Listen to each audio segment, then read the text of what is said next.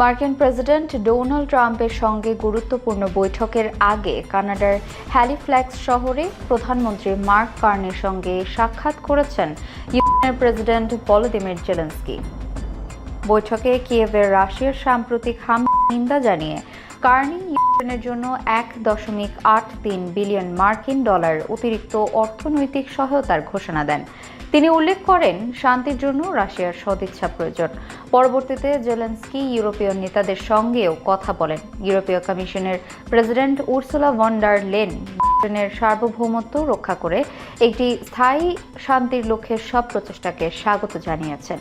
Zelensky জানান, ট্রাম্পের সঙ্গে বৈঠকের পর তিনি পুনরায় ইউরোপীয় নেতাদের সঙ্গে আলোচনায় বসবেন। বর্তমানে 20 দফার একটি খসড়া শান্তি চুক্তি 90% কাজ সম্পন্ন হয়েছে বলে তিনি দাবি করেছেন। যদিও জাপোরিঝিয়া পারমাণবিক কেন্দ্র ও অঞ্চল নিয়ে কূটনৈতিক জটিলতা রয়ে গেছে।